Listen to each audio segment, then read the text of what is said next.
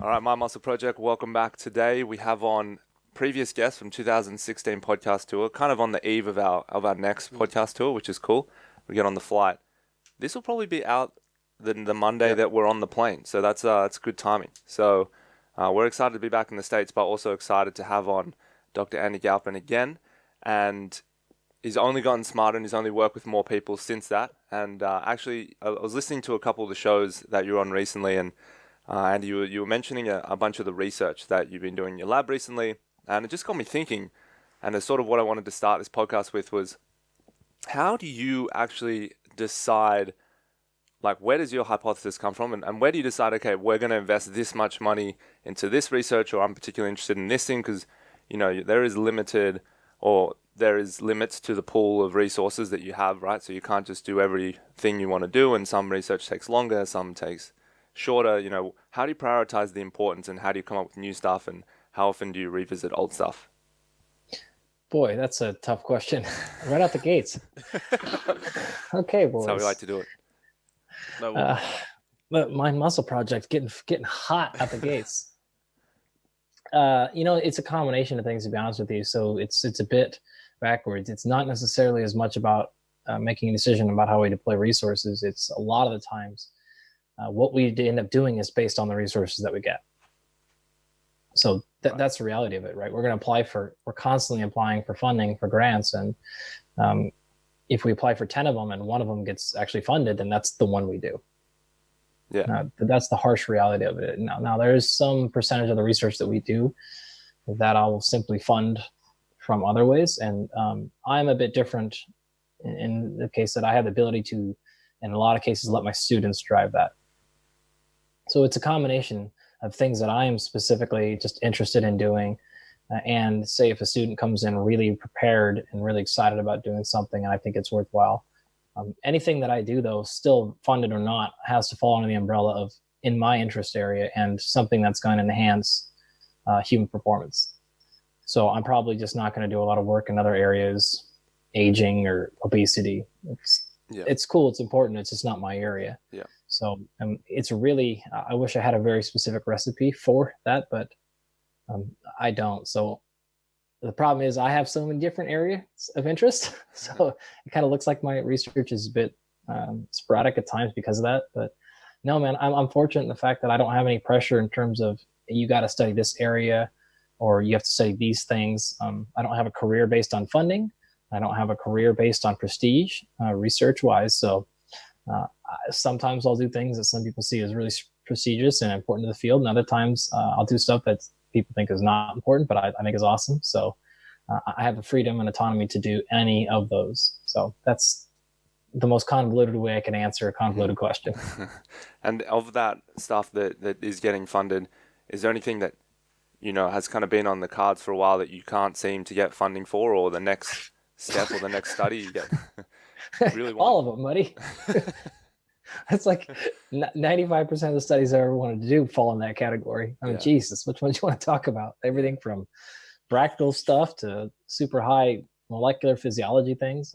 The vast majority of the things I wanted to do, it's actually sort of funny. I get questions or comments fairly frequently from people about, like, hey, man, I'd love to buy you coffee sometime. Like, I got all these ideas about a great study. I'm like, fucker, the last thing I need is more ideas. The last thing. Yeah. Like, come with money and time, and I can start doing the backlog of 15 years of studies that I've been wanting to do. Yeah. So that's the hard part. Yeah, I was saying to my friend who's studying his PhD in it's in like aging at the moment, like genetics and aging, and we were talking about how because recently Notre Dame, as you know, started burning down, and Louis Vuitton and someone else, I want to say like Gucci or something, or they put I know you're going with this. They put like $500 million into repairing this church, right? Which makes you think, okay, that's $500 million that wasn't doing anything. Like, it was just sitting in a bank account somewhere, right?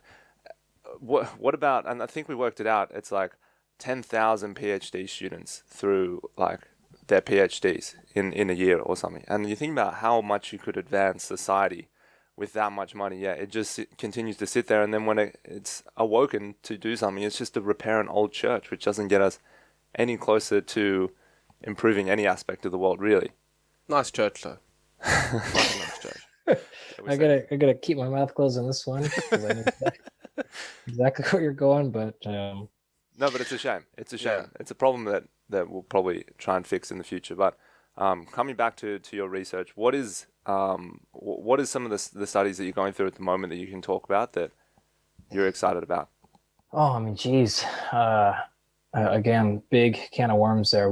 We're just starting right now an intermittent fasting and hypertrophy in well-trained people project that's going to occupy a huge percentage of our time for the next year or so. We've just wrapped on a study we biopsied a bunch of people from the Olympic team, the American Olympic team, and our world team in weightlifting, males and females, and saw some interesting things there. We've our epigenetics paper. So the epigenetics of acute strength training just will be out any day now. We did a training study on hip thrust versus squats. So that's coming out shortly as well. So that's just quickly off the top. We just finished actually a breathing and CO2 tolerance test. We're going to actually go through the stats in 2 days on that one, but we wrapped that up, and anxiety and measures of breathing mechanics and things like that. So which one you want to talk about, man? Yeah, well, the breathing one is actually I was hoping you'd bring up. You mentioned on Mark's podcast with some of the stuff that we've had at our gym, the Art of Breath guys. Their stuff's pretty cool. And we had a guy on called Patrick McEwen. I'm not sure if you... I know Patrick. And his stuff was super interesting as well.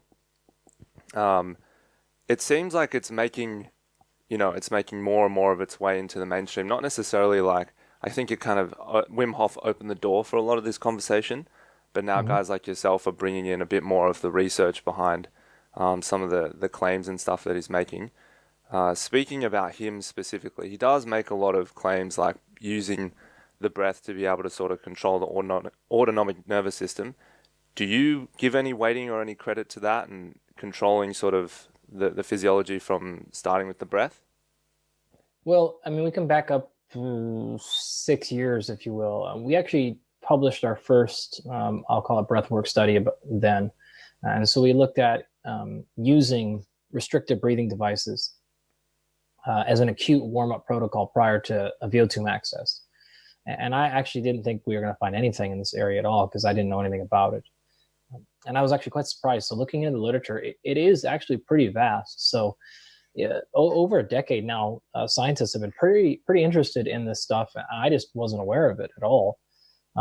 So when Wim came about, people were like, oh, Wim invented this. And it's like, well, okay, science has been doing it pretty robustly for a decade now.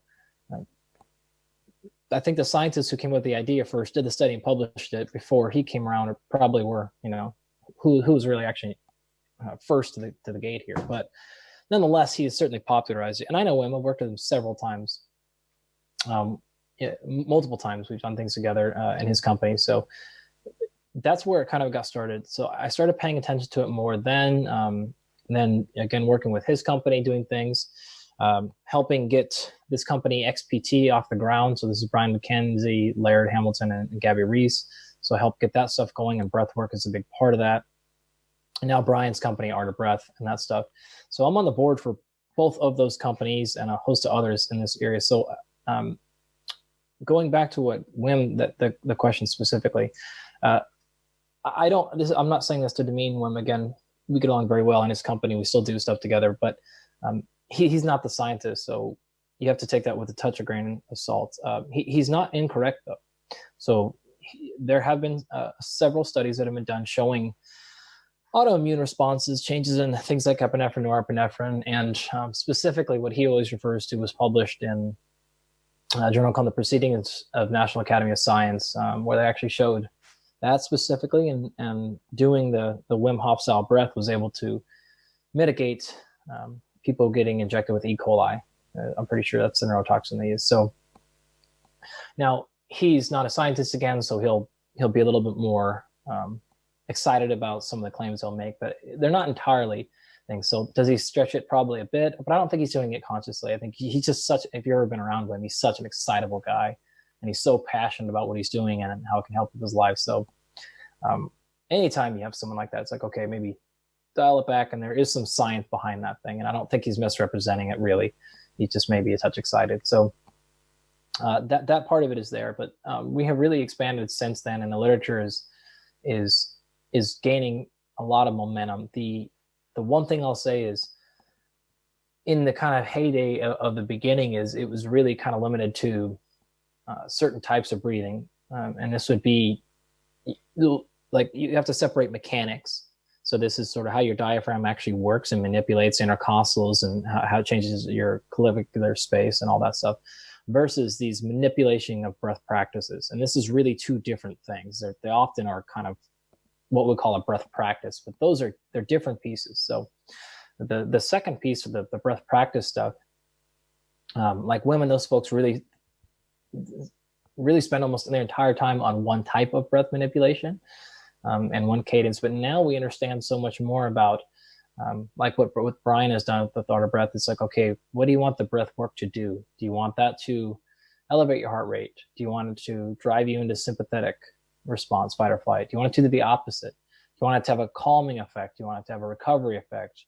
And now, again, the literature is coming and it's getting stronger and stronger that there is pretty clearly a relationship between your experience of anxiety and your breath, and we can actually measure that. And so, again, I'll go through the stats. I don't want to speak too ahead of myself with the recent data, but this is one of the things we looked at is people's ability to handle CO2 and these breath retention things, and they're both what's called trait and state anxiety. And there's actually a decent amount of literature on that as well, showing that there are pretty decent links between, say, someone's ability to hold their breath and how they experience anxiety, which tells you there is some connection there. Now, the tough piece is working out causal versus correlation here. And it's also which direction is causing which. Those are the questions that remain, but there's more here than I would have given credit to 3 or 4 years ago. So the last time I was on your program, I probably would have said, well, other than our study, the rest of it's a bunch of shit. But we have to say that there's probably more here than I would have anticipated. So trait is your just genetic or just underlying ability to, I guess, slowly exhale and manage your CO2. And then state is like how long you could exhale in the exact moment you're asking for. No, I mean, if you look at trait versus state anxiety, this would be classic psychology and classic definitions of the sort of anxiety you're experiencing at the moment versus the day-to-day things cross over time. So if you wanted to give that kind of a cross-pollination interpretation, you could maybe say it the way you did, but that part of it has not been shown. This is, of course, what we did, but I can't really get into the results yet. So we use the classic metrics, like I said, the psychology of trait versus state anxiety. And I am by far an expert in psychology, let alone anxiety stuff. So I don't want to go too deep into that. It's not my area. Is there anything that from the breath stuff that, I mean, I think it's always a good sign if, you pick something up from the research or what you've seen that you do it yourself, right? You start implementing it into your own practices. Has there been anything in the breath side that you've started doing? Oh God, I mean, as soon as Brian hit me up about this stuff, I don't even know, 4 years ago or something, of course, the first thing I'm going to do is experiment with it. And it actually kind of goes back to your original question. A lot of the times, the things that come into my research are things that I'm going to get into first, right? Or I have gotten into, or working with an athlete or working with something like that. I'm going to pick these things on myself if I possibly can, or things that I have tried, if they get excited, and we'll look and say, hey, is there anything here? Yeah, so I've done a lot of that. I've sat on the beach of Kauai with Wim Hof and did breathing drills for 2 hours until weird things happened. We'll just go there. Yeah, I've done a lot of it, man. I've done everything. I've helped both the companies, like I said, put together their stuff from both the science as well as the practical side of it. So I've sat on Laird Hamilton's beach in Malibu and done breath work for hours at a time. So yeah, and I do it all the time. I have an ice bath in my own house that I implement constantly, and I mess with breath stuff all the time. So this is an area I've been playing with personally for years now. And what sort of results are you sort of experiencing? Like, you getting a decrease in anxiety? You getting less sick? I know that's one thing that say. So I don't know how to say this without sounding like a giant douche. Let's go for it. We'll let you know how you go. I mean, I don't know if I can say anything without sounding like a giant douche, actually. So, So sweet. it's kind of like if I typically don't experience much anxiety as it is. So I'm tremendously resilient when it comes to that. So I don't have a huge effect from a lot of this stuff because there's not nowhere to go really. So I don't classically define myself as someone who deals with much either of those things. So I don't have large mood swings. I don't have trouble dealing with stress. It's very hard to kind of move me off my rocker with things like that. So because of that, I don't I'm not like, oh my God, I have so much less stress now, because I've never felt like I had a lot of stress. And let's be real, like I'm young, healthy, and rich. So like I don't have like and I said out to my wife all the time, like, we're not really rich, like I'm a teacher. We're teacher rich, but like relative to my parents and my lifestyle growing up as a child and a lot of people in the world, I'm rich. And so like I just don't have that much anxiety. I don't have much stress in my life. So I fucking talk to people like you guys dicks all day. Like my life isn't hard. Yeah. But other things like, you know, do I get sick less often? Well, I probably went 4 or 5 years without getting sick anyways. So I never get sick. Now, having said that, it's quite funny because I've probably gotten sick 7 times since January. Didn't you just have a kid? That's because I got a goddamn child. Yeah, I was going to say. Disaster. That's been just the worst, man. But part of that, it was legit 4 or 5 years probably without getting sick. So not even cold. So I don't know. Was it the breathing? Was it all the other stuff I do? It's probably a combination of that. I still do it though. It feels awesome. Like I do different things. I feel like it adds to the equation when I do different things in the proper thing. But like sleep wise too, I have 0 issues with sleep. So I can't tell you. I can say I have made this a decent percentage of the practice for a lot of the athletes I work with. And many of them who have integrated it or implemented it are very, very, very happy with it. So that's, I guess, the best testimonial I could give for it. Yeah, I suppose that a lot of what it is when you coach and you work with athletes is it does help a lot to have experienced some kind of hurdle and then to overcome it yourself, right? Because you get those experiences, you can share it with the athletes, you know, because you've done a lot of troubleshooting yourself. Say, for example, like a pretty common one for us is, you know, we've had some pretty bad injuries. Helps us a lot with just our general population clientele to help them sort of overcome or relate to them more, you know, when it comes to an injury and really give them, you know, some good anecdotal experience. And I think almost the same thing is true with like just progressing in training and kind of the something I wanted to get into, like the overall feel of the fitness industry at the moment, right? And I think you brought this up on a show. It's kind of like we had this bodybuilding era, you know, through the Arnold Schwarzenegger in the 90s, and then we had a little bit of strongman stuff, but then obviously CrossFit exploded onto the scene, and it completely changed the way everyone else thought about just training, right? So just no isolation, all compound, all high intensity, get in, get out sort of thing, smash yourself, and then it's kind of finding this middle ground at the moment. But then if you do look at a lot of the business side of it as well, of what kind of gyms are opening up, you're getting a lot of F45, Orange Theory, Barry's Bootcamp. Take out all the complex, all the stuff that needs coaching, add in all the sort of easy movements, circuits, kind of middle par aerobic stuff. What do you see as like, I mean, I know we all know, and I think the listeners know what the best kind of training is, right? It's sort of a balance of everything and movement quality, et cetera, et cetera. But for the general population, which vast majority of them have no idea what the best style of training is, right? They're just looking at the marketing and they go, okay, I need this now. This is the newest thing. Do you think where it's at the moment with those group style fitness gyms, it's going to be damaging for the long-term health of those sort of clients, getting kind of thrashing themselves in and out of this cycle of different gyms that just become popular? Damaging? No. Will it be helpful? No. It's what we call a short game, right? It's a consumption model versus an investment model. And so, I mean, it's Orange Theory now. It was something else 5 years ago. It was something else before that. It was something else before that, right? And there's a reason these things don't sustain. So do I think that they will sustain? No, not at all. Do I think they will all survive on the Planet Hollywood model? Yep, 100%. Do I think these people will actually see sustained improvements and change their lives? No. Do I think it hurts them? No, I mean, yes, in the sense that they'll do that, they'll fail, and they'll probably be a long time before they'll come back. Yep. But yeah, none of these things surprise me.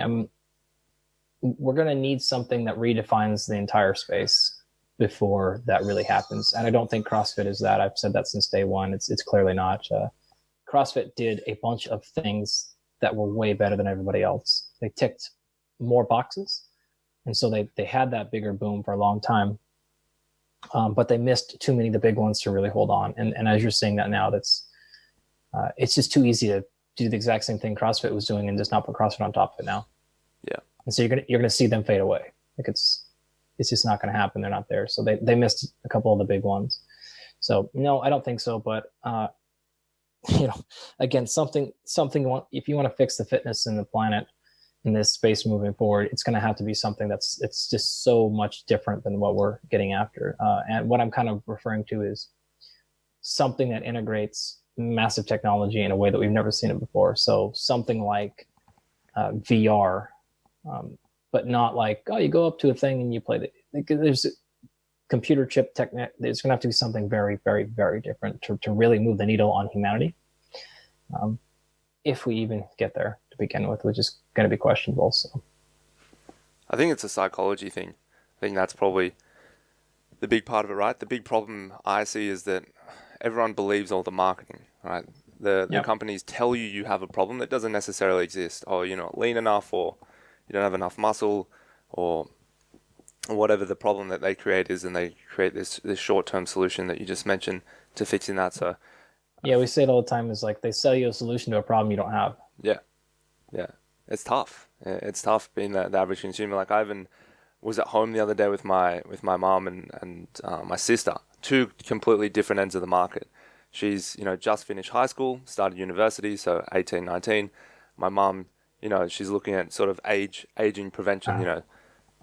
60. How old is she? Nearly 60. So she's in the PT side of things. She's got an older trainer. She's like, oh, I just want someone to like load the machine for me and just sit me down and do the exercises, and I don't want to hurt that bad, and that's great. And then there's my sister who she's gotten a 4-day workout split off her online trainer. And she's never really been to a gym before, but how she's approaching the gym now is go to like these influencers, buy their program, do it at the gym without coaching. It's like completely different markets, and they just sold completely different ways. My mom's going, oh, did you see that thing in the paper about high intensity training?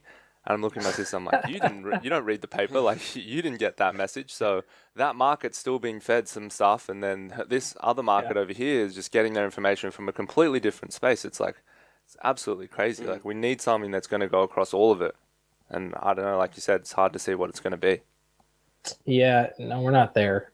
I think honestly, it's going to have to be something bigger than all that, which is something like we genuinely change what we think is a normal daily life as a human. Yeah, I mean, that's going to be it. It's going to be something like this is not what I'm advocating or even suggesting, but this is the mind frame that I'll get you in, is something like a universal basic income. All right, so it's a universal thing where it's just like, okay, yeah, we don't work anymore to live. This is not how humans operate. There's too much global money, right? Okay, so then what do you do all day? Now there's going to have to be some major change like that where it's like, oh yeah, okay, we all do this physical thing as like, this is what humans do, as opposed to, no, humans get up, work, go to school, blah, blah, blah. Like that has to leave or before we see a big change. It's just like, yeah, like what work? What do you mean work? Like, no, we get up and we do this. We all have so much money. We're going to come together to build this giant thing together, or we're going to do this. This is all we're going to volunteer for. It's not going to be, oh, come on, let's get to the gym. Like we've tried that for 40 years now. It doesn't work. It's not going to do. What's going to do now? Like numbers will go up and down, small percentages, but this is not going to change anything. If you could start a perfect gym, what kind of services would you offer, and like what would be involved in that gym? Besides obviously having your own little research lab, right, with infinite studies being funded forever, what kind of equipment and what kind of trainers and like what kind of and a waiver that allows you to do muscle biopsies anytime you want. What kind of service would you offer for just whatever, like no particular goal of like, we want to have the best aging longevity clinic or whatever, just like what's Andy's fantasy gym look like? So what I'd say is, I mean, I've had the opportunity multiple times, and probably these opportunities will never stop to be involved in gyms, and there's a reason I'm not. So I would first of all reject your offer. I'm out. I don't want to do that. It's hard. I don't know if you guys know this or not, but running a gym is hard. Oh, we know. Yeah, we got 3. I was being sarcastic, but It's very hard. no, I mean, whatever. Like, I think that for me, the things that get me personally excited, it has to tick the boxes of like what CrossFit did well in terms of community, and sense of like, man, I could spend and have 6, 7, 8 hours at CrossFit Memphis, or faction strength conditioning. Like all of a sudden your Saturday's gone. Why? Because like you went at 9 o'clock and all of a sudden it's 5 o'clock and you slept. You're like, what I do all day? Like nothing. I just hung out at the gym. Like, how the hell did that happen? Why? Because I just love being there. It's like, oh, I train, and I watch this guy train, and she came in, and I watched this, and you're like, oh, this is awesome. Like, oh, they picked up some stones and did some strongman stuff. Well, that was cool. And then it was a jiu-jitsu class. Oh, and I popped in for that, and that was awesome. And then like, oh yeah, some dude squatted 600 pounds. Like that was pretty fun to watch. So like to me, it's all the modalities where strongman's fantastic. I love grappling and kickboxing and those things. I love strength and conditioning, what we'll call like really standard strength conditioning stuff. I love bodybuilding, man. I love sprint and agility. I love sport. So I love playing whatever sport you pick, all that stuff up there. So to me, it's the expression of all physical practice, not in a sustained, monotonous way, right? Even in CrossFit, it's the same thing over and over again. It's like, which is funny because like their literal shtick is that it's not. When it's like, well, you look at it, it's literally the same thing every damn time. It's just like some sort of deadlift, some sort of pull up to like 6 to 12 minute fatigue go. Like same shit every single time, right? Oh, so different because we use kettlebells instead of dumbbells. Oh yeah, you're right. So different. Anyways, so it'd be all those things, right? And then you put that in an environment where it's people that are genuinely there to be more excited about other people's growth than their own. And that's when you have like real magic, right? Because it's like, yeah, you don't want the environment where you go and it's just like, hey, get off that machine, like I'm not done yet.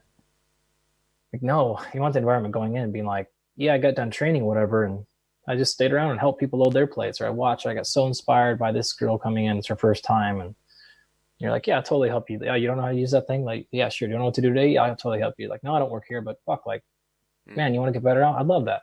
That's the environment, the culture that I'd want to be on. And then to be able to have a whole bunch of people doing research that I don't have to actually do, that'd be way cooler. Yeah. Because that's just a lot of work. I just want to tell them what to do. Like, hey, you guys should study this. Great. Come back when it's done. That'd for sure. And then from an individualized perspective, I think you touched on some stuff, or potentially it was another podcast I was listening to, where you kind of believe that at some point now we're going to be able to create training where, and instead of coming in and being like, okay, the program today is 5 sets or whatever, depending on what base physiology you have, and in terms of what type of athlete you are, you'll pick your sets based off, okay, until you reach this level of fatigue. So for some people, it could be 15 sets. For other people, it could be 2. But it's like, hey, we're working at basically auto-regulation, right? To just kind of sum it up. But that would be the majority of the training. It wouldn't be a set number of sets and reps. It would be a percentage drop-off of a given sort of perceived effort. Yeah, I'm not so much excited about that or think that's interesting. It's like you can say loads of people do that already. Auto-regulation stuff, right? This is our piece, and Mike Israel's whole thing, and a bunch of others. What we are actually working on is with Cody Burkhardt at NASA and some other stuff we're working on is more like a blend of that with artificial intelligence and super tech. So what this is, for example, the suit we're working on, the suit's already ready to go. Imagine wearing a compression suit, and that's synced up via effectively like Bluetooth, if you will, to an AI. Okay, and the suit is able to not only measure heart rate and heart rate variability and EKG, because it can just send that stuff wirelessly through, but it also has real-time sensors for blood glucose, testosterone, epinephrine, cortisol, etc. It's running the full gamut. Even some inflammatory markers, some cell signaling. So there's some of the molecules coming from muscle out of the muscle in the bloodstream, talking to fat from muscle, things like this. I can pick those up, measure those real time. And so artificial intelligence is still not as intelligent. It's only as smart as what you tell it to do, right? And so if you're telling it to optimize for A, then it will be very good at optimizing for A, but it still doesn't know what you're trying to do. And so what this would mean then is this system is integrated such that you say, okay, the boys are interested in getting stronger. Like that's the primary thing, right? And so here's the framework and here's the rules that you need to stay within AI system to get them stronger based on what we know now. But other than that, you go ahead and learn them. So what that means is you both are squatting or such, and I say, okay, I think we need to do 5x5 at 60% today, whatever. And as you're going, it's figuring you out and it's measuring you and it's monitoring you. And eventually over time, you might get done and it might go, no, you know what? You got one more round in you. And you go, no, I think I'm done. All right. But it says, no, you got one more. Or it cuts you off 2 sets early. Or it says, hey, no, you're on fine here, but you need more load. Because I looked at your hamstring activation here and it's a little slow. So you need to work on, you need to go to a hack squat position here. Or you need to go a little more bent over because the glutes aren't really going as much or whatever it happens to be. That's really what we're at. And so that's the system we basically already have ready to go. In effect, the big pieces are there. So that is, I think, the type of jumps that we're going to get where it's like programmed by concept, if you will, but a lot of the guesswork is just gone now because it's going to be able to sync muscle activation with endocrine responses, with actual training outcomes, central nervous system, all that there. And it's going to be fairly stupidish at the beginning until it really learns your physiology, because right now, some of that stuff can be done with currently available technology. But the major limitation with that stuff is it doesn't understand the difference between acute response and long-term adaptation. What I mean by that is, so just because you had a larger testosterone response in your workout, that doesn't necessarily mean larger adaptation. It doesn't necessarily mean better. And so all the current or most current technologies make that assumption. And so they would tell you, hey, you did better today because you had more hamstring activation. That may or may not be a good thing. That may be a bad thing, right? Well, the acute systems right now, that's all they can tell you. This was more, this was less. The AI eventually, though, will learn, no. Last time over the 6-week block, you only got 10 pounds of strength here. Well, maybe you need a less aggressive approach. Oh, shit. Now the next 6-week block, we did that when the less aggressive approach, you actually gained 20 pounds of strength. Got it. Now I'm starting to figure out where you need to be, because the numbers are easy to get, but what those mean and translating into outcomes, science doesn't know, but the AI would eventually get you figured out. So that's one of the major mistakes people make when interpreting either the biological sciences or the technology stuff, is that assumption of, oh, okay, more responses is better, right? No, not at all. Do you think there's it's kind of a loaded question, I guess, but with that stuff, do you think eventually it'll be able to factor in the use of PEDs with those sort of responses and stuff? Because obviously the suit that is working for someone who has, elevated hormones because they're injecting it from a needle versus someone who's not. It's like the same really good technology, but there's like a whole different set of variables that like has to be accounted for. And to be frank, I feel like the people that are getting in those sort of suits are going to be the sort of people that want that sort of advantage. You've got the finances. Yeah. Well, no, it's actually, I don't know how long it would be for something like that would be commercially available. Right. Right now, it's primarily for things like Mars.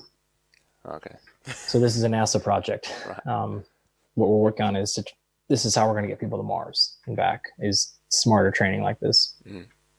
Probably quite some time before this gets to the thing, but nonetheless, I think it's a fun question anyway. So my thing would be, the way I see that is, well, you'd probably just tell the AI, and if you didn't tell it, they'd figure it out real fast.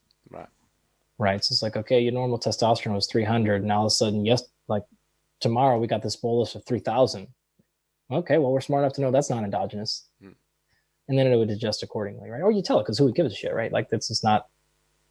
What are you scared of? Like, you want to lie to your AI program? It's going to judge you. Who cares? But it most likely wouldn't care. It wouldn't matter, because you wouldn't have to program the macros you're eating. You wouldn't tell the food. It would know immediately. like, oh, your blood sugar just jumped up to here. What just happened?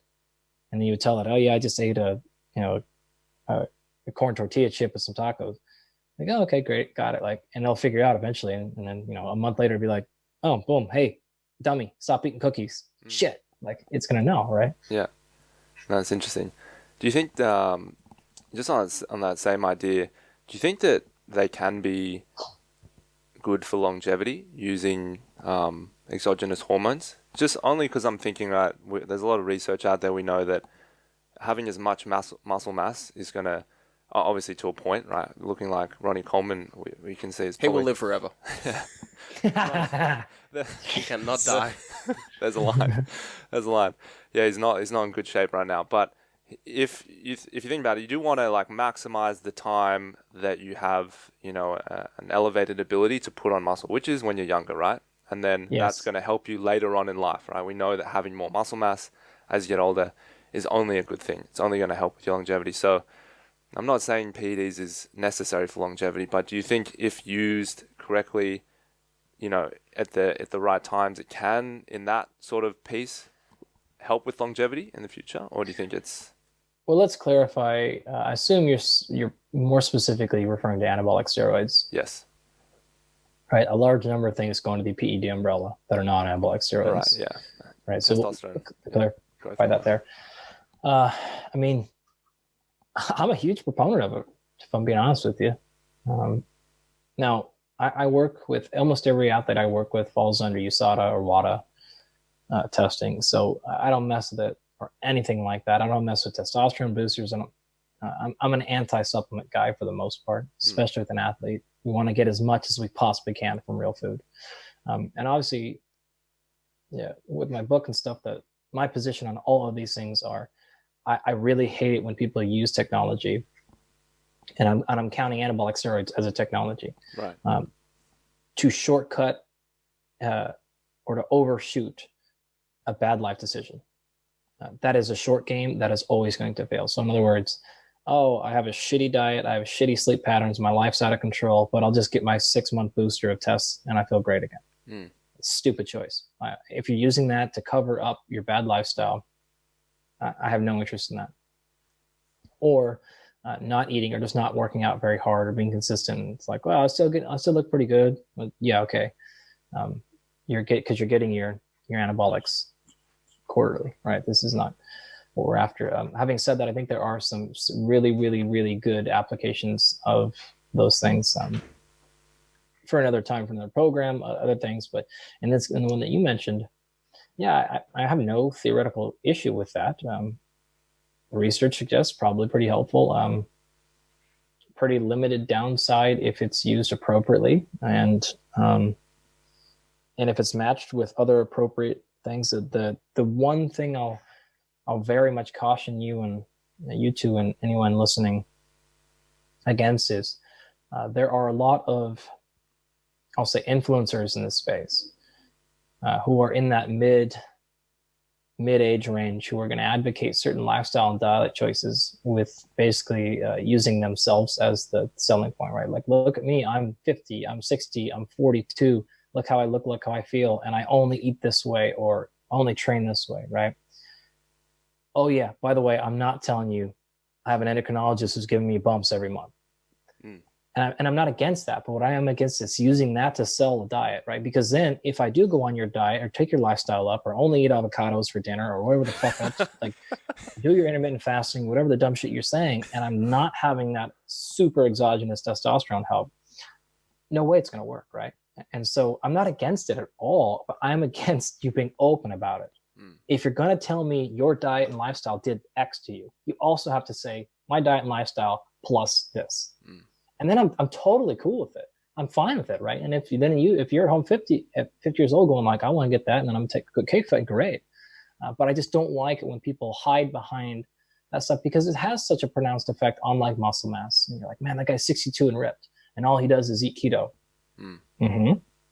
And that's a part of the equation, right? And so just being open and so people can understand what's happening, and then they can make their choice, and they can go vegan, or they can go whatever the fuck they want to do, or eat all meat diets. I don't give a shit, right? But now you understand what's happening. So I mean, again, circuitous answer to your question, but I have no issue with it. If I wake up one day 50 and I'm like, man, I need my testosterone super low, I wouldn't hesitate to do it. I've never taken any anabolic of any kind or anything like that, but I assume probably I will at some point, perhaps. I'm kind of like, my goal is to not ever, just because like I'm more interested in answering the question of like, in my brain, I'm like, if things aren't working out well, my brain automatically goes, okay, what am I not doing right with my nutrition and things like that? So just like a curiosity perspective, like I almost don't want that to be part of the equation, because then I'm like, then I've changed two variables and I don't know which one did it. So like,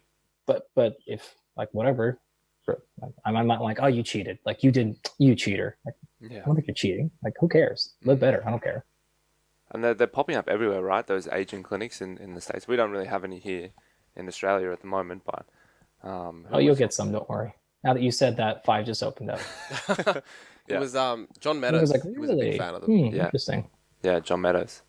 Yeah, he said the same thing when we were having this conversation. Is like, that popularity of those lifestyle clinics is generally going to be the best thing for this particular space, because obviously it's regulated, they're clean, quality manufactured products and administered by professionals. So, be interesting. Parts of it should be. Not necessarily. Are we missing something? Well, I mean, I think the fact that there are many things to miss is the point. Right. So, what you can and can't prescribe here based on things is, look, people are people, right? So just because you have a DR in front of your name doesn't necessarily mean not all DRs have the same competency, we'll put it that way. And not all have the same ethics. And so, And they're normal people too. They just happen to pass a couple of tests well. Right. Is it the same situation with some other drugs where there's like kind of financial influences because, they're expensive, and I guess people probably start taking it and take it for a really long time? Yeah. Lots and lots. I mean, there's other ones that you could go into too. Like, I think in general, if you look at what a lot of the anti-aging people are pushing, it's either not supported by the evidence or the evidence directly contradicts it. And so I don't want to be repeating myself because I know it's annoying, but I want to make sure you're not thinking I'm saying it's not white when I'm saying it's black. Those are two different things, right? So I'm not saying they are against or they're doing bad. What I'm saying is some of them, though, I don't know if they're doing good, because the outcomes are either untested or the tests that have been done so far have shown like, hey, there's nothing here. And because of that, the risk of what we don't know yet is a major, major problem.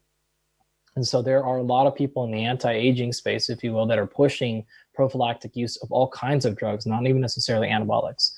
And they have major downstream implications. And a lot of these are being based solely off of trials in earthworms or trials in very low-level mice. And they have problems like their lifestyle is not the same as ours. They don't eat or sleep at the same time of the day cycle, right? So they're nocturnal, for example. A fasting study in mice. Well, guess what? They eat during the night. We don't. So, what do you think is going to happen? You completely change the time of day they eat. You didn't think something was going to happen metabolically? No shit. You're also stuck in a cage, right? They're not influenced by psychology or desire or hope or everything else changes. And so I'm not saying those models are irrelevant. They very much are relevant. But when we take these in trials and we duplicate them in humans and they don't work at all, we can't then revert back and say, well, no. Like the human trial was no, there's a reason it's not getting here. So, and again, I don't think for the most part, we're going to optimize our age by taking all host of concocted of things, especially things that screw directly with metabolism, because we don't know how that works. We don't know how things scale from small to large. It's not linear. So if you take, say, what happens in a mouse and say, okay, well, a mouse is a 17th the size of a human. Okay, then I'll multiply that number by 17 to get to human. Metabolism doesn't scale that way. Not even close. It's not linear. So those equations are, it's like, well, we gave the rat 2 grams per milligram body weight, and now we'll give humans 2 grams per milligram body weight. You almost guaranteed kill somebody. So it doesn't scale like that. So it's really, really, really, really, really complicated. So a lot of the stuff in that anti-aging is being pushed from bad evidence, poor evidence. There's always some snake oil that's just straight up bullshit. I don't think most of it's that way. Like I'm 10 to 1 to say like, no, I don't think these people are just trying to manipulate you. I just think that they're too excited and they don't like they're neophytes. They love the new, right? They want to just be in front of the head of the bandwagon here, and they want to be the next new big thing. And so they're happy to be like, oh, look, trial and cell culture came out that showed metformin extended lifetime 42%. Let's all start taking metformin from 30 on. Great. And let's block muscle growth and let's all die weak as shit. Real fucking smart idea.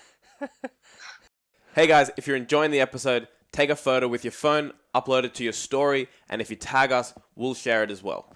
Also, guys, if you're really enjoying the episode, hit that like button below, hit the subscribe button, and get all the weekly stuff and all the content that we put out. Thanks so much, guys. Enjoy the rest of the show.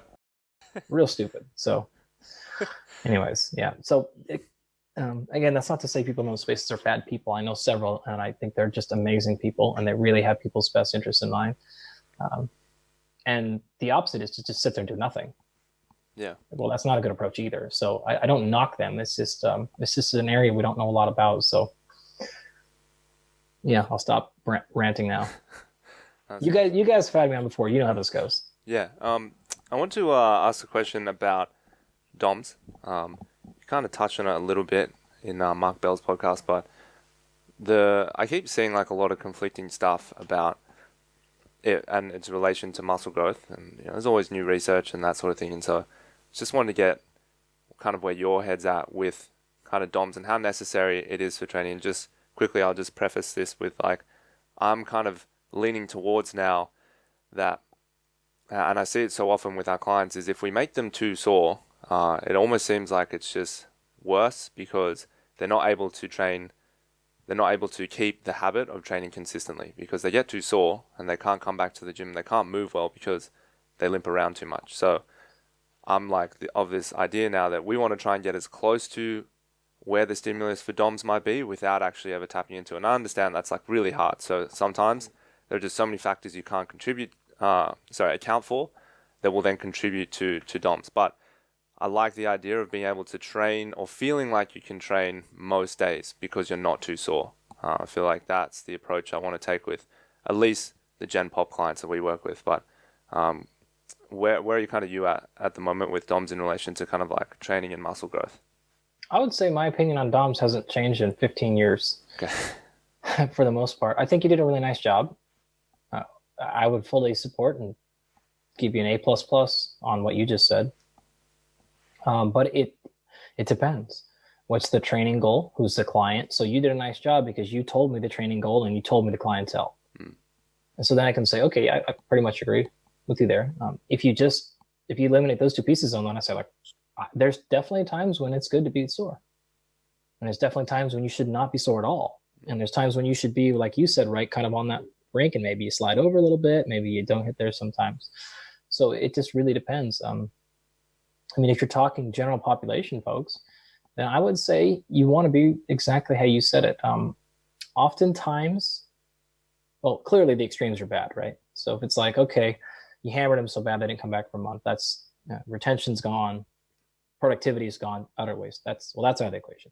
The opposite side is like, well, they came in, we did some breath work, and we rolled around in our glutes, and I sent them home for the day. Yeah. Well, they didn't get any better at anything. That's not going to work either. Like, hard to.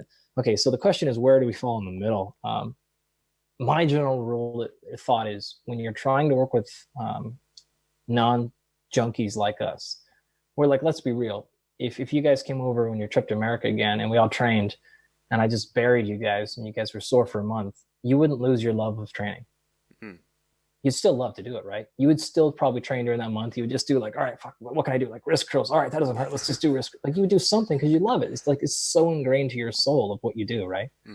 You'd find something. You do breath work. You do finger stretches. Fuck, you'd find something, right? Other people that aren't like that, we have to give them a little bit of touch where most people actually like being like, oh my God, he killed me a little bit. And I wake up like, oh God, like I've been wanting to grow my shoulders and my shoulders are a little tight today. Oh, they're going to feel good. And that's going to actually drive them to come back. but you want them to get to eventually where you guys are at, where it's such a part of the behavior. And the quickest way to do that is to make them be there frequently and to have them enjoy it, right? So you don't want it to be so easy where, like, if someone comes in specifically and they're hiring you because they want to lose a little bit of fat and they want to get a bigger butt, and you don't ever challenge their butt, that's going to be a fucking problem. Like, they need to have a little bit of wake up alarm, like, oh God, my butt was a little sore today. Or even a little bit of like, God damn, it was really sore today. Like that's okay. You just can't live there, right? They can't always be there, but especially early, it's like, yeah, we got the stuff done. I just don't need to bury you so that you can't do anything else, right? But it's just like, if they come in specifically with a body part and like they want to get their biceps bigger, they better wake up the next day with a little bit of tenderness in their bicep. I think that's probably good for making them feel like, yeah, I got what I wanted. But you on the backside are thinking, yeah, you got a little bit of what you wanted, but you got mostly what I thought you needed. And that's where we line it up there. So depending on if the goals are different, well, I'd have a different answer. But since that's when we started, when I followed up with. Would you say muscle growth and bodybuilding is really the only type of training where DOMS is like a goal or like a real necessity? Because I just remember Dorian Yates saying that he spent nearly like 25 years where his legs were sore pretty much every single day. Straight. That's fantastic. He's great. No, I wouldn't even go that far, because if you look at the relationship between DOMS and muscle growth, it's not linear. So if it's on a scale of 1 to 10, 10 being the most sore you could ever be, if you go to work out and you get a 7, and the next time you train you get an 8, that doesn't necessarily mean you get any more growth. So that relationship is difficult. Having said that, I don't know how that relationship changes in somebody like Dorian, right? It may be that that's best for him. It's probably not, but it's possible. We don't have any research on, or limited research on, that high of a level of an individual. I would say that the people who can get away with being a little bit more sore, having a little more muscle damage, are again the people who it's not going to dissuade at all from their training, and or the people who are isolating body parts. Again, I'm cool with that, right? So it's like, again, if we only did biceps today, and you woke up and you couldn't eat cereal in the morning because your biceps are so fucking sore, but you knew all you can do tomorrow was calves, and you're not going to go back to your bicep for a week. No, it's not that big a deal, right? Most general population hopefully aren't training single muscle groups like that. Athletes are very rarely are going to train only a muscle group like that. So it's just the kind of the amateur or professional fitness figure, physique, bodybuilder type of person who that might be a little more acceptable, but I wouldn't say that's still the goal. I would just say maybe it's a little more acceptable a little more often. Or at the time, we'll say, man, like, honestly, I do that shit constantly. If I know I'm about to travel for 3 or 4 days and I know, or I have a ton of stuff going on in the lab or whatever, I know I'm not going to get to train. And I'll often just hammer myself and wake up just being like, oh my God, I can't move. And it makes me feel better about not training next day. It doesn't make any shit like a science, like no logic. I just feel better about myself the next day because I'm like, yeah, I probably shouldn't train today anyways. Why? Because everything's sore. Like, I just feel better about myself. Yeah. And with this, the whole soreness piece, like, if you're going into like a competition, right? If you're like, say, competing in weightlifting or powerlifting or maybe MMA, for example, and you're really sore, does the research tell us now that it will still inhibit performance or it won't inhibit performance? Because, from my experience, generally when you're warming up or whatever, you feel like you're going to be worse, but it's not always necessarily how it plays out. You kind of, once the blood flow gets going, obviously depending on the level of soreness, but let's say relatively sore, like maybe a 6 or a 7, it hurts to do an air squat or whatever. Once the blood flow gets going, you can generally kind of perform still pretty high, like still up there. I think you said it really well. If you're going to perform the next day and just work out like in your gym, I think you're much more likely to stop early. But is it actually because you don't have as much there? I don't know. I mean, the research would suggest that yes, your performance is down. But in research, you're not replicating oftentimes an actual competition. Like you still have a subject in there who probably doesn't really care that much. They're not in front of people. It's not what they've been training for. They don't have the pressure and everything's going on there. So, I mean, I know plenty of athletes who've been very, very sore and crushed, right? The lights go on, the music gets there. You might be able to find a way. So, yeah, I actually think you had it said a sort of a sneaky smart thing there. It's like, yeah, I don't know. Like some athletes might be just fine. Some athletes, maybe not. maybe get away with it a little bit. But there's really no need. I mean, I don't know why you would. I can't see any benefit to going into competition sore if you have the choice. Yeah. I guess it'd be more like a multi-day competition and you're sore from like the previous days. Yeah. Copy. Yeah. I mean, we see that constantly, right? Yeah. Especially in wrestling and things like that, right? So one of my athletes, the guy that I work with, Nathan Tomasello, NCAA champion, Ohio State wrestler, 4-time All-American. And the same thing, he had to wrestle in the U.S. Open on Saturday. And he had 4 matches on Saturday, and if you won, he had to wrestle again on Sunday for a championship, right? And it's like, you're gonna be super sore, and no one feels like they perform poorly on championship day. I've never heard one wrestler say that. Yeah, they always felt fine. They're like, "Oh my god, I'm super sore." Like, that's the last thing you're concerned about when you're wrestling for a chance to make world team. Yeah, no, you can push your body pretty far. I was listening to David Goggins' book, and I don't know if you've spoke to him or you've even heard. No, I've never met him. Okay. I don't know his book anyway. He's basically it's just back-to-back tales of just like him absolutely wrecking his body. Like it's just absurd, right? Like just running on broken legs, and then the next time he's like shitting himself and like bleeding out of his dick, and like he's still pushing himself. Like he's just nuts. Like I think any sane person listening to that takes everything that he does with a grain of salt. But what I did want to ask this question. It was about, if you experience, because I think he's had rhabdo, I think he had it like 5 or 6 times, at least. Per week. Like, what does that make you more susceptible in the future to rhabdo the more times you get it? Because we had a client a while ago, and she was very, very into, she's probably listening to this now, but she very into CrossFit, like goes super hard, right? Just has like this switch where she just goes, obliterates herself. And she was like getting back-to-back rhabdo, like, I think she got it 3 times in like quite frequent. in like 3 months, like once a month. Even I want to say even in less time. Are you becoming more susceptible to it the more? Or is it like concussions? Yeah, it comes easier and easier. Yeah, I guess that's the way to put it. I don't know. I honestly don't know. I have to imagine yes, that's the case. Particularly if you didn't fully recover, and I can't imagine if you got true rhabdo that you would be ready again in a month. Yeah. I have had one athlete, and I will not say the athlete's name, for the athlete's sake, experience that, and it is a fucking wreck. I mean, just a wreck. A month was not even close to enough. I mean, the athlete was obliterated. It was the worst thing. It wasn't even competition. It was practice. And it was a practice that I specifically told the athlete, do not do this. I know what's going to happen in this practice, and do not do this. And the athlete was like, okay, I won't, and then came back. And I actually came back to a text of an IV in the arm and a hospital badge around the wrist. I'm like, what the fuck happened? I'm like, like, I fucking told you not to do that. But anyways, yeah, I mean, I don't know. You'd have to, I don't know that area now, but I have to imagine so. I mean, if you've got it 3 times in a short domain, that probably has significant long-term health benefit or consequences to it. That cannot be good. There's got to be problems there. Yeah. So did you ever? I don't know if you guys listened to season 1 of my podcast when I had Michael Blevins. No, I didn't listen. You guys listen to an episode?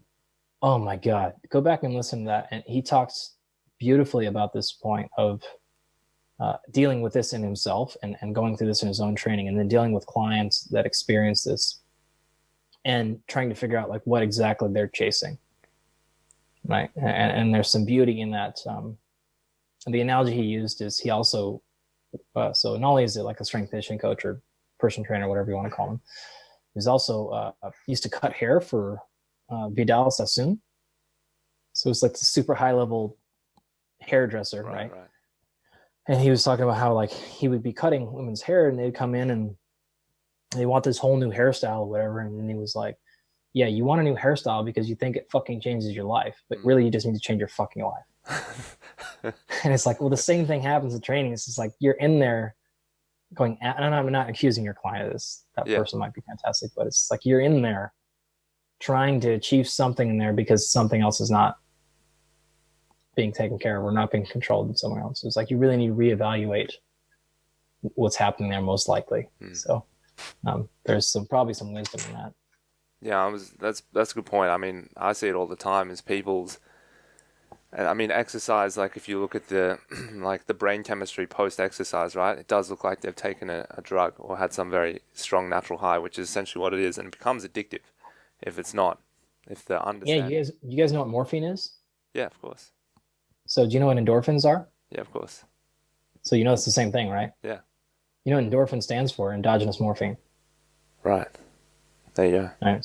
So this is what you get post exercise. This is endorphin rush. This is runner's high or whatever, right? It's you get a little bump for your endogenous morphine. Yeah, and it's addictive. Right. That's exactly. Well, yeah. Morphine's addictive. So, Turns out. but it's strangely like I always find it. Yeah, some people are addicted to it in a positive way. I think it's just how they interpret why they're doing the exercise. Right? Why am I here? Am I here to keep This myself is actually healthy? something Brian McKenzie brought to my attention maybe 3 years ago. And he was talking about, because, he used to be in CrossFit space. Not so much. He got a handful of the athletes, but not like at the gen pop level anymore. But he was saying this is one of the reasons that he liked getting into the breathwork so much, is because he felt like he could get that exact same stimulus, that need, that drug, that going to the limit, without actually having to do the physical exercise. So the exercise could then be dosed appropriately for a purpose, and you don't have to go into your training feeling like you're there to get that I gave everything into something today. And so he was like, for people like this, the training is then what we actually are dosing to get the physical response we want to get a performance benefit. Oh, you want to go after, you want to get the gusto, you want to go through it. Well, let's do some breath work. And now it's harmless. And so, and that when he said that to me, I was like, oh my God, that totally makes sense. For those people like that, this is probably a person who will respond really well, because you can go nuts with the breath. Yeah, do as much you want. Go another round. Go. Like do another hold. And you'll get, it feels unbelievable. And people have some really wild responses to some of that stuff, but it's not going to break you down at all. Like you're not going to get rhabdo from breath work. So that person may benefit from having that piece there. And then, all right, when we come into the weight room, we come to the gym, let's train for a purpose. And that purpose is not that feeling, because that feeling you already got with your breath work. It's interesting. I think it'd be a hard sell, but I think if you could sell it to them, yeah. Well, I would say the sell would be the experience. Right. Give them the experience first, and you don't have to sell anything. Right. So it's like, hey, we're going to do the breath work today. Okay, why? Because I'm going to push you to the limit. We're going to see what you got, blah, blah, blah, right? And then eventually they start feeling that there, and then we start having the conversation like, do we need this here now? Like, no, not as much. Oh, you want to go hard? You want to get after it? There you go. Right. So as opposed to trying to talk them into it first, that's how I approach it. And if you because you start talking into it, you're going to get shot down. If you tested them for basically the same response, do you actually see that from hard breath work? The same as like equal as exercise? Well, depends on what's on both sides of the equation. So what do you mean by equal? In terms of like strength response? No. In terms of hypertrophy? No. Like in terms of sensation of, oh my God, that was wild? Yeah. In terms of endocrine response? Possibly. In terms of adrenaline response? Possibly. The other stuff is a bit more difficult to measure. Yeah, well. I mean, like I've passed out I don't even know how many times I've passed out. Oh, wow. Doing breathwork stuff, right? Like completely. A whole host of different times. Or other really wild stuff go on, like your forearms will just completely lock and you get sort of dead hand, dead finger, and you just zinked out entirely. Or minutes beyond minutes go by. Breath holds get extremely long, all kinds of. I've never experienced some of the other visual stuff that some people say. But that stuff is possible, and I have no reason to doubt people when they say that happens. I don't get any of that stuff. I don't get any of that stuff with, like, what's that? You take the bath and magnesium salt, like sensory deprivation. I don't get any of that stuff, like some people claim. But yeah, if they say they do, I don't think people are lying when they say that. Yeah. So it's tough to say. Kind of depends on what you're looking for. Yeah. You mentioned something on you mentioned the tank just then. It made me think of the clinics. They also have cryotherapy. People keep asking us questions about cryotherapy, and all I can go off is some of my friends who've For those of you who aren't watching this. So if you're watching this on YouTube, you already get it. But There's this if you're strong listening, thumbs go down. ahead. We're going to explain that strong thumbs down with science right now. So there's not a lot of good research out there. And from my experience, and I've tested it 3 times, I actually saw no benefit. For what was being claimed, right? To reducing muscle soreness. That was like the big one I was sold on, enhancing your recovery. So I purposely went in there the first time just to try it. Had the experience. Okay. Yeah, like got the weird sensation of it being cold, but nothing crazy. Then I'm like, okay, the next time I'm booking in, I'm getting very sore, and I'm going to do it twice. I'm going to do it once, then so I'm going to have the 24-hour DOMS, get the first dose, the next 24 hours. So now I've had DOMS for 48 hours, and then get it again, and I honestly felt no different. Like I just had the normal DOMS cycle after that. So that was my personal experience with it. Andy, what's your interpretation of it besides the obvious, not really for it? I don't think it'd be around that much longer, to be honest with you. Mm. I think that's already phasing its way out. It's just extremely expensive to host and to keep going. I mean, it's always gonna be around in Beverly Hills and Santa Monica and New York City or something like that. But the rest, it's just not going to take off anywhere because it's extremely expensive and the efficacy and effectiveness are super low. If you look at the research, it's actually the one thing it seems to be okay with is actually muscle soreness. So it looks like it's okay. Seems to be acting by okay. I mean, it's pretty effective for muscle soreness according to the research. It's actually maybe even equally effective as the other modalities, but there have been a couple of studies showing some pretty clear endocrine responses to it, but the rest are not as nearly as impressive. There will be more studies come out that'll show some benefit. I guarantee you that.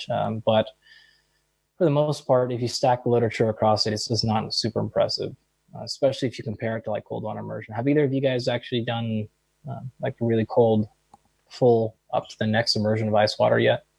Done like ice baths, like a big bag of ice in a bath up to your chin level.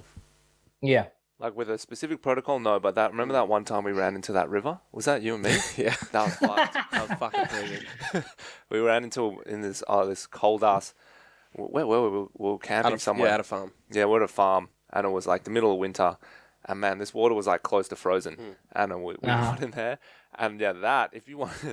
If cryotherapy is supposed to be like a 10 on the coldness scale, this was like a 1,000. Yeah, fuck that. Like cryo wasn't cold. This filled your body. I would run into a cryo just to warm up. Yeah. Yeah, cryos are not cold at all. Nah. Not even remotely cold. No. If you do some of that river you're talking about was probably pretty close. I mean, but you need to be close to. You guys are in your world close to zero, right? Yeah. Like up here, it's 32, 35 degrees, something like that. If you're talking like 55-degree water, like that's just not cold. If you went to your ice bath and dumped 2 bags of ice in your bathtub, that's not cold, right? You're way off there. So if you're getting into the like I said, in Australia terms, close to zero stuff, 5 degrees or less, and you're getting in a significant percentage of your body mass underneath that water, now you're starting to talk. And the research on that would be called cold water immersion. So if any of you at home want to look more into the science of that, cold water immersion is the science way we say it. But that is just across the board stacks up much better than cryo. So I'm not saying cryo does nothing. It clearly does. You get kind of cold. And again, for muscle soreness, seems to be okay. The other benefits, though, that you may get from it, cold water immersion seems to win. So that's why I think I said earlier in our chat here that I have the chest freezer outside full of ice, and I use that personally. It's far cheaper. For one, it's super accessible. I never have to book an appointment. I can do it anytime I want, and it's just much more effective. I get all the other benefits. Like one of the benefits I like the most is it's the perfect place to practice your breath work, right? And so one of the things that I'll do is either do something, either breath work or a little bit of exercise that gets my heart rate up, and then get all the way in, start off with a full submersion underneath the water, and then come back up, and then try to control your breath there. Like, fuck you. It's so fucking hard because your heart's elevated, you've dunked underneath, you've got everything in your system telling you to just gasp for air, and you end up, that's what happens is you gasp for air. There's just no winning. that. But the idea is like just control it as much as you can and come back down to normal as fast as possible. So that's one of the ways I love to do some breath work stuff there. Nasal only, especially. Like you come out of that and try to only go through your nose in and out, and you just have to slow your cadence down. If you're breathing through your shoulders, you're screwed. If you try to run through your diaphragm, you have a chance. So things like that are fun to just toy with, and there's like that thing I just told you, that protocol per se. There's no science on that. It's just me of like, it's like saying, well, there's no science on going to the gym and having fun. There doesn't have to be always. To me, that's just like a fun thing to do. So like, all right, let's see how I can do this stupid little circuit over here, and then I'm gonna jump my ice and see if I can actually not blow up, my air. And oh shit, I lost. Like, all right, try again. So yeah, but no, whatever, fine. Like, give up your cryo membership. I don't think there's any benefit there. Just get a cold tub. It's better. I didn't know cryos did memberships, but fuck that. That would be an expensive membership. Aren't those things fucking expensive anyways? Yeah. I mean, I don't know how much people typically charge getting those cryo tanks, but it's not cheap, right? No, it's like $100 a session at least. Very expensive. At least. Jesus. Yeah. For 3 minutes, it's pseudo cold. Yeah. Well, that's why it's popular from a business standpoint, right? Because getting a big return on your money. Yeah, but I just can't. I can't imagine people are filling those doors. Yeah. No. I mean, anything that Joe Rogan harps on about for long enough, then you're going to get some little spike in the business world. People trying to capitalize on that. So. I've seen it before. Yeah, but I'll get him in the cold water soon, and then he'll be done talking about cryos. Yeah. All right. Well, we should wrap with the 4 questions. We've had one modification in the questions since you've been on last time, but I'm sure you'd have different answers regardless. So, first. I don't even remember my answers the first time, so it's like starting fresh. That's good. Neither do I. So. What episode was I on? What number the first time? You guys remember? Good question. I want to say like 100 and. It'd be around 105. Yeah. Okay, and so what are you guys up to now? So this is like 241. Okay, all right. So you guys got to go back 100 or so. Yeah, go back like. Just zoom to the end and hear the last 4 answers questions. See if I repeat myself or if I just say the same canned answers every time. It was actually a double episode. Oh, okay. Yeah. Does I talk too much? Probably. Yeah. Dude, you are. Is this natural talent of yours? I think actually, I'm actually remembering this. I think last time when you put the episode out, you said something like. Boy, Andy has a talent for talking or something like that. I was like, fuck you. He just said I talk too much. No, he just took a shot at me on his own program. This is why you have a podcast. Gift of gab, I think is what he said. Yeah. That's a good thing. That's why you make I have done hundreds of podcasts. Hundreds. And I only remember being told I have a gift of gab one time. No one else has taking a shot at me. No one else has the balls, that's why, to tell the truth. Fair play to you, sir. Fair play. So first question, Andy, is the interview question. So if you had an opportunity to sit down and interview anyone that you wanted to that's alive today, who would you choose and why? Okay, was this the same question? No, you didn't have this question last time. Okay, good. Then I don't feel bad no matter what. I would probably say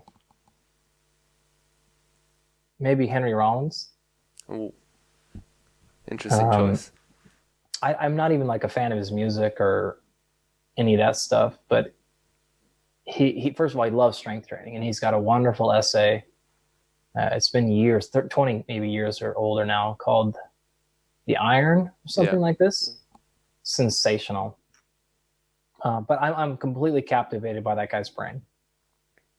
I've seen him speak live. If you ever get a chance, I don't even know if he does it anymore. And this is 10 years ago or more with Chris Moore, actually in Memphis, Tennessee. And I couldn't believe, the dude just put on 2 hours, maybe 2.5, 3 hours of the most sensational thing I've ever seen in my life.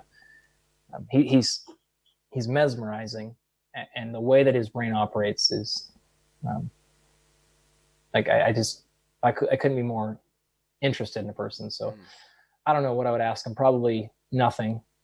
I'd probably just ask him like one thing and just let him go. But he's so unique in the way that he sees the world. And that's just something I really, really appreciate, is not necessarily knowledge or information per se, but he can just simply look at the exact same orange and see something different. Like, everyone in the world is going to see that's an orange. And he just looks at it and says like, well, that's a really impressive circle, and I wonder how it got there. And you're just like, what the fuck? And just the way that he thinks about and the way that he sees things, his perspective on stuff is just really, really impressive. So I'm infatuated with him. Yeah, he did a show on Joe Rogan. If someone wants to kind of listen to his, he may have done one on Tim Ferriss as well. I'm not sure, but he's got an episode on Joe Rogan which was really good. If anyone wants to listen to him. Yeah, I would really say check out. I don't even know. It may have been a decade since he does them. I don't know. But if you get a chance, if he's still performing live and you get a chance, man, it's sensational. That's awesome. One of the coolest, like, top 3 things I've ever seen live in my life. Oh, wow. And it was just a talk on show. Fuck yeah, dude. He grabbed the mic, wrapped it around his hand, got into a power stance, and didn't stop for at least 2.5 hours. And I was just like, holy shit. Holy shit. And the whole time I was just like, I want more. I want more. Like, I couldn't believe it. Like, my God, this guy's incredible. He's such a talented storyteller too, that he keeps you moving. But again, just like you don't, the things come out of him that you just don't expect. Yeah, that's awesome. Yeah, he's fantastic. Good answer. I like it. Second question. What is something, Andy, that you do every single day that you feel like is essential to the success of the day? You would do it when you're traveling. You would do it, under any circumstances. You feel like it's 100% necessary. Absolutely nothing. Absolutely nothing. I hate routines. No offense, but I fucking hate this question. And I hate that people are so zinged up on this stuff. Like, to me, it's just a sign of having poor resiliency. My goal is to be the opposite. My goal is to be as effective and efficient as possible every fucking day, no matter what. Like this morning, I've been up since 1:30 in the morning. And I feel horrendous right now. I thought you were going to say I feel great. No, I fucking feel terrible. I've been up for now 14 and a half hours or something like that. I'm a trillion times behind on work. The kid's up and the baby's out there going ham outside. I feel physically terrible. My brain feels like a third of its power. So I don't to me, I want to be able to have those experiences and then go, no. Like, these guys are giving time to their program. Their audience is giving up their time to listen right now. Like, you need to fucking perform, period. And I didn't get to train today. I ate like complete shit. I had all kinds of other problems. Sleep was off. I don't feel like I should ever have to do anything to be able to get through those days. I think people should understand what makes them feel better, for sure. And I like it when people go, hey, I notice if I get up and meditate in the morning, I have a better day. That's great.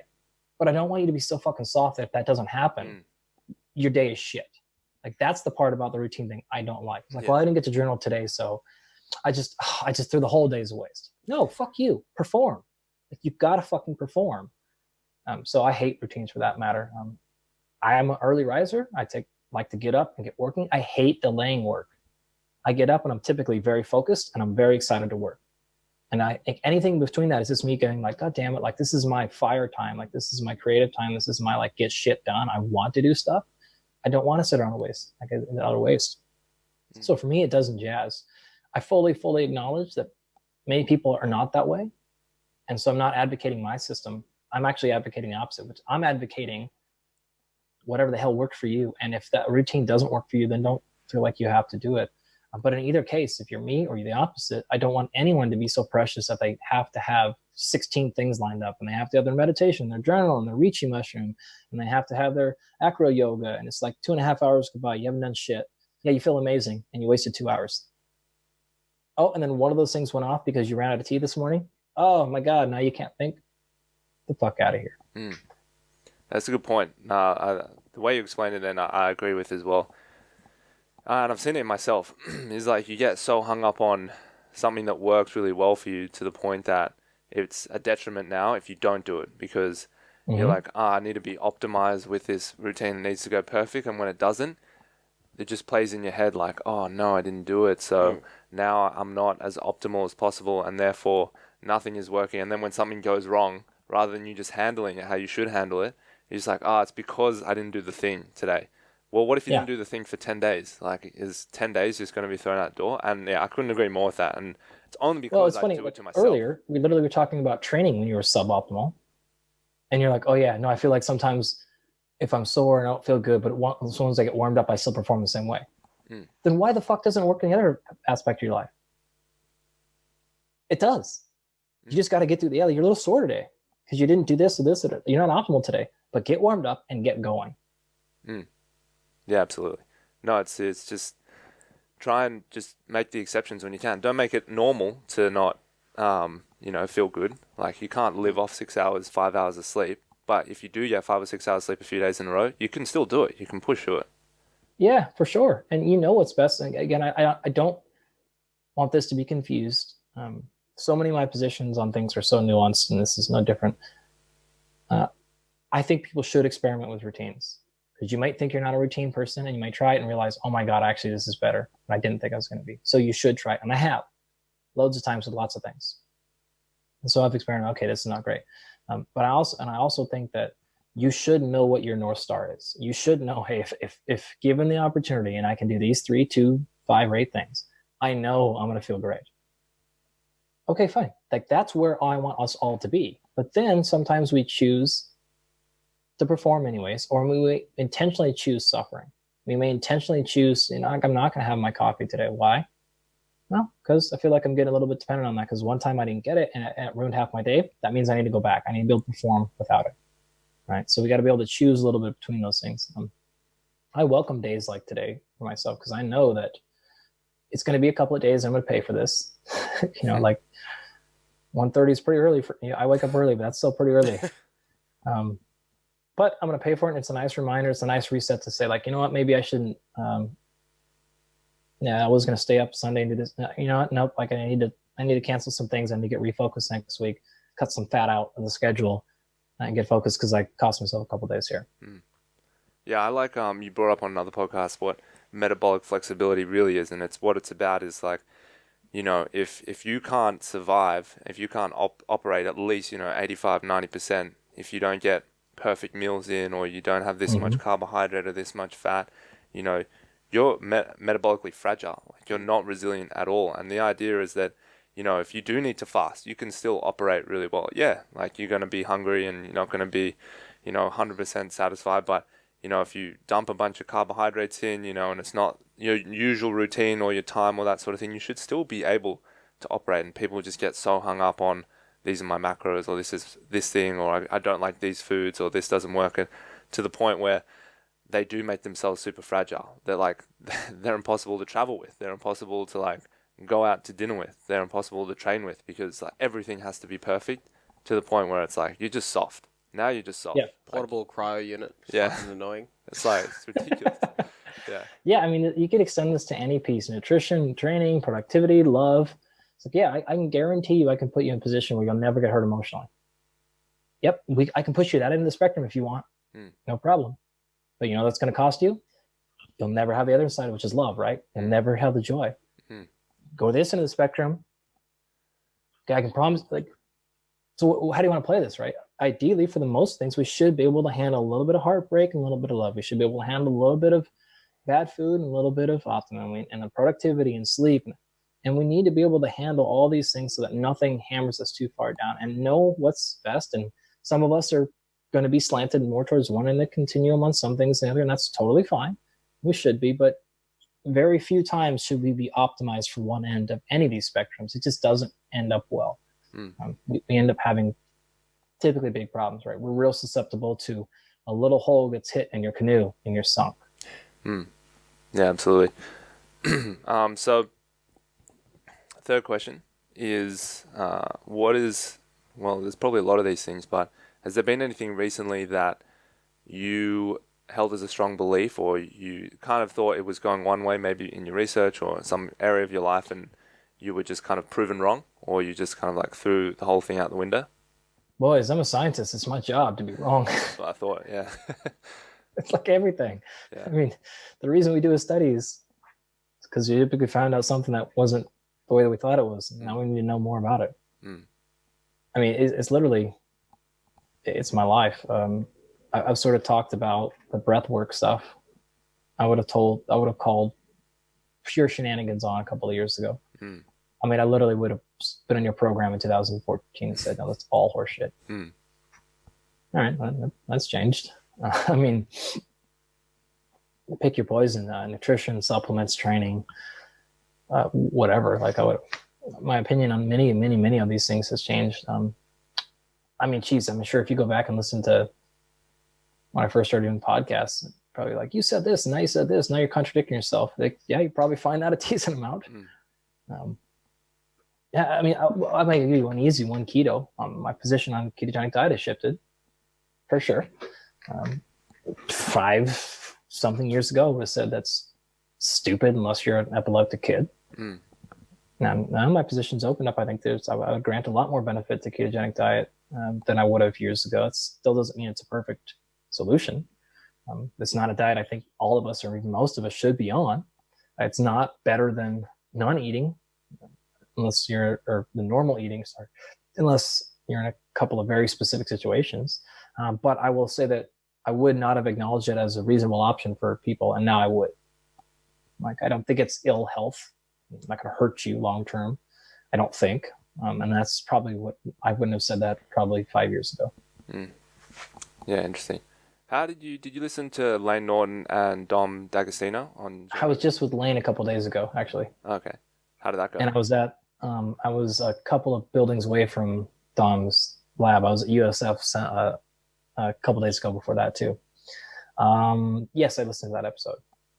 Do you feel like it was, like, from your standpoint, obviously you're, well, from the outside looking in, I'd say that you probably, they're both scientists, so it's like, I don't know, I guess you would agree on both things, right? Where there's those things you go, I agree, I disagree. Was there anything you felt like you strongly disagreed with in that podcast that they both did? I would give you an answer here, but I don't remember. Oh, okay. I mean, it was a while ago, long time, so it's not fresh in my mind what exactly came up. I mean, I consider Lane a friend, but Lane's not a scientist. And he'd say the same thing. He happens to have a PhD, but he's not a scientist. So he's not. And Dom is a scientist, a very good, very, very, very good scientist. And he lifts himself. He trains. He's a solid athlete, no doubt about it. But he doesn't work with anything besides clinical populations and barely human. And Lane only works, for the most part, with physique individuals. And this is actually why, as soon as I figure out some dates, I'll be going back on Joe's program soon, is because what neither of them really deal with much is the sport performance aspect of nutrition. And that's basically all I do. I don't do animal research, and I don't do cancer research, which is what all Dom does. Right. That doesn't mean he doesn't know anything about sport performance. It doesn't mean I don't know anything about cancer, but they don't do as much as I do in this area, and that's not an insult to either one of them. Yeah. So the vast majority of the conversation, and the vast majority, and this is when the last time I talked to Joe, was like, everyone that you've had talk about nutrition, like, all they want to talk about is obesity. And that's cool. It's a very important conversation right now. But there are other things that nutrition does besides obesity prevention. And so that aspect has been missed from Lane's episode, and was missed in the more recent GNA's episode. Yeah. So that's cool. I think, like, they've covered obesity, they've covered fat, all that stuff. I want to talk about performance. I want to talk about all the other stuff of nutrition. And so that's the part I'd say it's not necessarily disagreement. There's time restrictions. They only have so much time to get through stuff. And that's not really what any of them do. So that's the one, I wouldn't even say critique, but the one say, hey, it would be cool if we could follow this up with one of these. Yeah. Yeah. Well, I look forward to that. Absolutely. Rather than do the fourth question, I think probably the best thing would be to send people to your book. Last time you didn't have a book when we were speaking. Maybe I think you're probably in the process of writing it, but I don't even think so. Maybe you hadn't started yet. Yeah. But tell us more about your book for the listeners. I want to know what the fourth question is, though. The fourth question is... I feel like I'm getting cheated now. You guys are like done with this guy, like flunking the fourth one. The fourth question is, what is a book you would recommend? So I'm kind of giving you a sneaky plug here, but... I would actually rather answer your question than plug my own book. You can look at my book. It's a book about technology and training stuff. So fitness technologies and the good and bad. So anyways, it's called Unplugged. You guys can go look at that if you want. I want to answer your question. It's a better question. Okay. Talk about my fucking book. I don't want to do that. You've read that. Yeah, exactly. So it's just book recommendation question? Is that what it is? Yeah, do you just have a book recently that you really like across any field, fiction, non-fiction, that you would recommend for the listeners? Yeah. So there's a couple of them actually. I love to go to a bunch in this one. A book I don't think enough people can read is Carl Sagan's Demon Haunted World. It's came out in like probably 1988, something like that. You all hopefully know Carl Sagan, the world famous astrologist, I guess. I don't even know what he was technically, but Demon Haunted World, and it's effectively how to develop a bullshit detector for the general population. And Carl was just so magical in everything he did. He's such a brilliant storyteller and a brilliant writer. It's super easy to read, but he lays out a wonderful story that I'll hint you with, but I'm not going to tell you. And I'll tell you, if you want to get an idea about what this book is about, just Google Carl Sagan's Dragon and read that short little piece, the excerpt, and you'll be like, oh, this is a really, really cool thing. Yeah, so that's a great book for someone to read. I also like to plug my friend Chris Moore's book. It's called The Collective Writings of Chris Moore, Barbell Buddha. So Chris was a dear friend. He started Barbell Shrugged with those guys. He was a 2,400-pound totaler in powerlifting. I also had a master's degree in published research in muscle physiology and strength conditioning stuff. And he was just brilliant on the mic too, and writer. And so his book is really cool because it was 3 books condensed into one that they put together after Chris passed away, which was Get Change, Way Past Strong, and I can't remember the third one. But anyways, I kind of sort of put them together and put those into collective things. And it's great because Chris was, I mean, he was a junkie like we are in terms of strength conditioning. But he loved philosophy, and he was just a ridiculous, voracious reader. And so the little things are kind of like little blog posts, if you will. So you don't have to read them necessarily in order. You could kind of jump in and look at one. And some of them are a page, and some of them are 12 pages or 15 pages.